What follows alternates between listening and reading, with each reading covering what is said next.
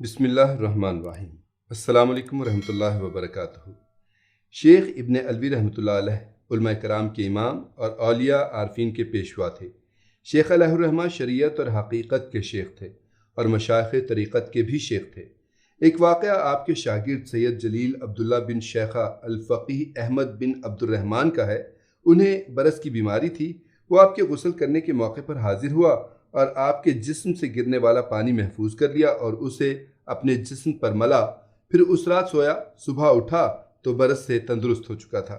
मुफले हमीदी ने बयान किया कि मैं एक मरतबा जंगल में था कि अचानक डाकू आ निकले। उन्होंने मुझे हलाक करने और माल छीनने का कसद किया। मैंने शेख अब्दुल्ला अलवी से मदद तलब की। मैं उन्हें लगातार मदद के लिए पुकारता रहा और अल्लाह ताला के हुजूर उनका वसीला पेश करता रहा, हत्ता कि मैंने एक आवाज़ सुनी। कहने वाला कह रहा था, अब्दुल्ला बा अलवी आ गया। फिर डाकू इधर उधर भाग गए और मेरी हर चीज़ महफूज रही। आपके किसी हमनशीन की खेती पककर कटाई के करीब पहुंच चुकी थी। इधर आल बसरात और आले ईमान के दरमियान लड़ाई छिड़ गई। आले अल बसरात ने चाहा कि खेत को अपने कब्जे में ले ले। खेत के मालिक ने रोज़ाना शेख मौसूफ को मदद के लिए पुकारना शुरू कर दिया।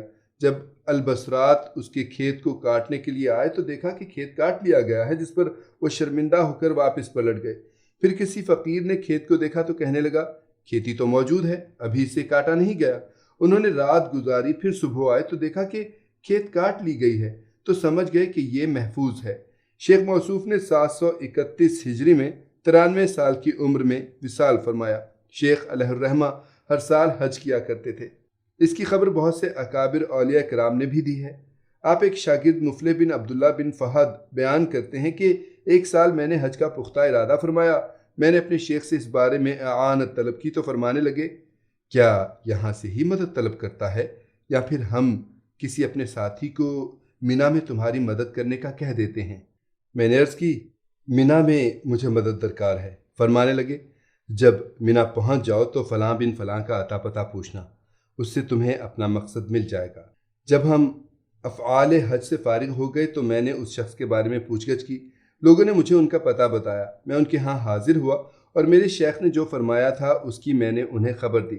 उन्होंने मुझे मेरे शेख के बारे में पूछा तो मैंने अर्ज़ किया, वो तरीम में ही ठहरे हुए हैं। वो शख्स कहने लगा, कल उन्होंने हमारे साथ अरफात में वक़ूफ़ किया है, एहराम बांधा हुआ था। उन्होंने मेरी एक ज़रूरत भी पूरी की थी। मैं जब वापस तरीम में आया तो शेख मौसूफ ने मुझे हज की मुबारकबाद दी। मैंने भी अर्ज़ किया, हुजूर आपको भी हज मुबारक हो। मुझे उस शख्स ने बताया था कि आपने उसके साथ अरफात में वक़ूफ़ किया है। ये सुनकर फरमाने लगे, इस बात को छुपाए रखना, अल्लाह तेरी मुराद भर लाएगा। मैंने ये बात आपके इंतकाल के बाद ही बताई। शेख से जब भी किसी ने सिद्क़े नीयत और हुस्न ज़न से मदद तलब की तो आप फ़ौरन उसकी मदद को तशरीफ़ लाते। हमारे दौर के बहुत से लोगों से ऐसे बीसियों वाक़यात पेश आए।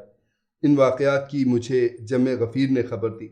अगर मैं उन वाक़यात को तलाश करके लिखूं जो आपके दौर से आज तक इस बारे में मिलते हैं तो किताब काफ़ी तवील हो जाएगी। मेरे लिए तमाम वाक़यात को मालूम करना नामुमकिन भी है। उनमें से एक ये भी है कि आपके गुस्ल का पानी कुछ लोगों ने महफूज कर लिया, जिससे आपको मरने के बाद गुस्ल दिया गया था, और लोगों ने उसे अपने ज़ख्मों पर लगाया तो अल्लाह ताला ने उन्हें शिफा दी। शेख अलैहिर्रहमा अपने साथियों को उनके घरों की अशिया बता दिया करते थे, और वो भी जो वो छुपा कर रखते थे, और घर वालों को भी बता दिया करते थे कि फ़लाँ फ़लाँ चीज़ तुमसे छुपा कर रखी गई है। अगर कोई जमात आपसे मुलाकात करने घर से निकली तो बता दिया करते थे कि वो किधर से आ रहे हैं, और उन्हें आने पर यह भी बता दिया करते थे कि रास्ते में उनको क्या क्या वाक़यात पेश आए। कुछ लोग तरीम शहर में रात को पहुँचे, जब यहाँ के बाशिंदे सो गए थे और आने वाले भूखे भी थे और प्यासे भी। आपने उस वक्त उनके लिए रात का खाना और पानी अरसाल फरमाया। उनमें से किसी को भी इसका इल्म ना हो सका कि किसने भेजा है। कुछ लोग आपकी ज़ियारत के लिए आए। उनमें से एक ने तमन्ना की कि आज मुझे बरनी खजूरें खाने को मिल जाए। दूसरे ने ख्वाहिश की कि मुझे रोटी मिल जाए। जब ये लोग आपके पास पहुँचे तो दस्तरखान पर उनकी ख्वाहिशात के मुताबिक खाने की अशिया चुनी गई थीं। आपसे एक किसान ने कुछ दिरहम और बीज बतौर कर्ज लिए और वादा किया कि फसल की कटाई पर वापस कर देगा। जब फसल काट ली तो वो शख्स तरीम से इरादा सफ़र करके कहीं चला गया और शेख मौसूफ को कुछ भी वापस ना किया। जब शेख को इसके सफ़र करने का इल्म हुआ तो फरमाने लगे, जिस शहर का इरादा करके सफ़र पर गया है वहाँ कभी भी पहुँच ना सकेगा। شیخ علیہ الرحمہ کا معمول تھا کہ جب اپنے ساتھیوں میں سے کسی سے ملنا چاہتے جو دور دراز شہروں میں رہتے تو آپ حاضرین میں سے کسی کو فرماتے فلاں کا نام لے کر آواز دو، چنانچہ اس آواز کو وہ شخص جہاں بھی ہوتا سنتا۔ اس قسم کا ایک واقعہ آپ کے خادم نے بتایا۔ آپ کے خادم کہتے کہ میں آپ کے ساتھ ایک سفر میں شریک تھا۔ جب آپ حبوطہ کے مقام پر پہنچے تو آپ نے مجھے حکم دیا کہ کسی ٹیلے پر یا بلند جگہ پر چڑھ جاؤ اور آواز دو، الشیخ عمر باوزیر، 3 مرتبہ اس نام کی آواز لگانا۔ شیخ عمر اس وقت فیل نامی شہر میں تھے، چنانچہ میں نے آپ کے حکم کی تعمیل کی۔ 30 مرتبہ آواز دینے کے بعد میں نے شیخ عمر باوزیر کو کہتے سنا لبیک، میں حاضر ہوتا ہوں۔ پھر میں نے دیکھا کہ سامنے سے کپڑے کھینچتے ہوئے وہ جلد جلد چلتے آ رہے ہیں۔ آ کر بیٹھ گئے اور دونوں حضرات باہم گفتگو میں مصروف ہو گئے۔ میں ان سے ذرا دور ہٹ کر بیٹھا رہا، مجھے ان کی گفتگو کا کوئی علم نہ ہو سکا۔ پھر مغرب کا وقت ہو گیا، دونوں نے وضو کیا اور نماز ادا فرمائی اور ایک دوسرے کو الوداع کہا۔ شیخ عمر باوزیر اپنے شہر کو روانہ ہو گئے اور شیخ عبداللہ موصوف نے مجھے فرمایا یہ میری زندگی میں کسی کو مت بتانا۔ میں نے آپ کے وصال کے بعد یہ واقعہ بیان کیا۔ شیخ کی ایک کرامت یہ بیان کی گئی ہے کہ آپ نے مکہ مکرمہ میں ایک شرابی کو شراب پینے سے روکا تو اس نے آپ سے عرض کی میں درزیوں کا کام کرتا ہوں اور شراب پی کر میں اپنے پیشے میں مدد لیتا ہوں، یعنی اس کے نشے میں بہت سا کام کر لیتا ہوں۔ آپ رحمۃ اللہ علیہ نے فرمایا اگر اللہ تعالیٰ اس کے بغیر تیرا کام بنا دے تو کیا مجھ سے تو وعدہ کر لے گا کہ آئندہ شراب نہیں پیوں گا؟ اس نے کہا جی ٹھیک ہے۔ شیخ رحمۃ اللہ علیہ نے اللہ تعالیٰ سے دعا کی کہ اس کی توبہ قبول کر لے اور اسے شراب سے بے پرواہ کر دے۔ چنانچہ اس نے توبہ کی اور اللہ تعالیٰ نے قبول فرما لی اور اللہ تعالیٰ نے اس کو شراب سے بے نیاز بھی کر دیا۔ آپ نے اس سے وعدہ لیا کہ کم از کم 3 راتیں توبہ نہ توڑے گا۔ 3 راتیں گزرنے کے بعد عبداللہ مذکور نے ایک کہنے والے کو یہ کہتے سنا فلاں آدمی کے لیے فلاں جگہ قبر کھودو کیونکہ وہ فوت ہو گیا ہے اور جو اس کی نماز جنازہ میں شریک ہوگا بخشا جائے گا۔ آپ اٹھے اور اس کے بارے میں لوگوں سے دریافت کیا تو معلوم ہوا کہ وہ اچانک انتقال کر گیا ہے، چنانچہ آپ نے اس کی نماز جنازہ ادا کی۔ ایک کرامت یہ تھی کہ ایک شخص کی زرعی زمین تھی اور آل احمد نے اسے تلف کرنے کی ٹھانی کیونکہ ان کی اس زمین والے سے عداوت تھی۔ چنانچہ وہ شخص سید عبداللہ کے پاس آیا اور ان سے درخواست کی کہ ان کے ہاں میرے لیے کچھ سفارش کرے۔ آپ گھوڑے پر سوار ہوئے اور وہاں پہنچ کر ان سے مطالبہ کیا کہ اس غریب کی زمین کو نقصان مت پہنچاؤ۔ انہوں نے آپ کی بات نہ مانی اور کہنے لگے اس کو ہم لازماً تلف کر کے چھوڑیں گے۔ جب شیخ موصوف نے ان کا پکا ارادہ دیکھا تو فرمایا اس زمین کا مالک میں ہوں، اور وہاں سے واپس چل دیے اور اپنے شہر کی طرف روانہ ہو گئے۔ جب چلتے چلتے ان کی نظروں سے آپ اوجھل ہو گئے تو ان میں سے ایک بولا تم نے سنا ہے کہ سید کیا کہہ گئے ہیں؟ جو شخص ایسی گفتگو کرتا ہے وہ عجیب و غریب شان والا ہوتا ہے۔ میں تمہارے بارے میں خطرہ محسوس کرتا ہوں۔ اگر تم نے اس کھیت کو نقصان پہنچایا تو تمہاری خیر نہیں۔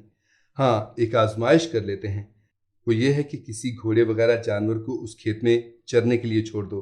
اگر اسے کچھ نقصان پہنچا تو کھیت کے تم نزدیک بھی نہ جانا، اور اگر وہ ٹھیک ٹھاک چلتا رہا تو پھر تم اپنا کام سر انجام دے سکتے ہو۔ انہوں نے اس کی رائے اور مشورے کو درست اور ثواب جانا۔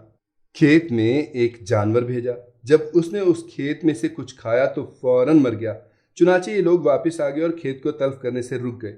احمد بن نعمان کے پاس ایک عمدہ نسل کا گھوڑا تھا، وہ اسے بیچنے کی غرض سے شہر کی طرف گیا کیونکہ ان دنوں مویشیوں کی خرید و فروخت ہوتی تھی۔ اس نے سید عبداللہ مذکور کے لیے نظر مانی کہ اگر گھوڑا بک گیا تو اس کی قیمت میں سے اتنی ان کی نظر کروں گا۔ چنانچہ گھوڑا بک گیا اور وہ نظر پوری کیے بغیر تریم واپس ہوا۔ ادھر عبداللہ مذکور نے کسی کو بھیجا تاکہ اس سے نظر کا مطالبہ کیا جائے۔ جب وہ بس اس سے ملا اور نظر یاد دلائی تو اسے فوراً یاد آ گئی اور مقررہ رقم روانہ کر دی اور معذرت بھی کی۔ اس نظر کی کسی کو کوئی اطلاع نہ تھی۔ یوں ہی ایک واقعہ بن غیلان کے ساتھ بھی پیش آیا۔ اس کا ایک گھوڑا تھا جسے لے کر مسفار روانہ ہوئے اور سید مذکور کی نظر مانی کہ اگر یہ گھوڑا میری مطلوبہ قیمت کا فروخت ہو گیا تو میں شیخ موصوف کو سوسی کپڑا بطور نذرانہ پیش کروں گا۔ چنانچہ گھوڑا مطلوبہ قیمت پر بک گیا۔ جب یہ شخص واپس تریم آیا تو شیخ موصوف نے اس سے سوسی کپڑا طلب کیا۔ اس نے انکار کر دیا اور کہنے لگا میں نے کسی کا کچھ بھی نہیں دینا۔ آپ نے اسے کہا تو نے فلاں دن فلاں جگہ یہ نظر نہیں مانی تھی؟ اسے یاد آ گئی اور اس نے قسم اٹھائی کہ اس کا کسی کو قطعاً کوئی علم نہ تھا اور بھول جانے پر معذرت طلب کی۔ ایک کرامت یہ بھی مذکور ہے کہ آل بانجار کا ایک کھجوروں کا باغ تھا جو قارۃ الشہر کے نیچے تھا۔ آل کثیر اس باغ کی کھجوروں کے پھل مفت میں لوٹ لیا کرتے تھے۔ پھر آل بانجار نے باغ کا چوتھائی حصہ سید موصوف کے لیے نظر مان لیا۔ اب جب کہ اس کا پھل پکا تو آل کثیر ڈر گئے، کیونکہ اس کا چوتھائی حصہ سید کی نظر کر دیا گیا تھا۔ ان میں سے کسی جاہل نے یہ تجویز پیش کی کہ بطور آزمائش میں اس کی کھجوریں کھاتا ہوں، اگر مجھے کوئی نقصان پہنچا تو تم اپنا ارادہ ترک کر دینا، ورنہ جو ہم کرتے ہیں کریں گے۔ اس لیے ابھی چند کھجوریں ہی کھائی ہوں گی کہ مر کر زمین پر آ پڑا، جسے دیکھ کر ان سب نے ارادہ ترک کر دیا۔ اس کے بعد سید عبداللہ نے اپنا چوتھائی حصہ کسی مسجد کے نام وقف کر دیا۔ وقت گزرتا گیا، پھر کافی عرصے بعد آل کثیر کا ایک آدمی آیا اور اس نے کھجور سے کھجوریں توڑی۔ اسے دیکھ کر مسجد کے منتظم نے شیخ موصوف سے مدد طلب کی تو اس شخص کے ہاتھ کو جلا دینے والی بیماری لگ گئی، حتیٰ کہ وہ مر گیا۔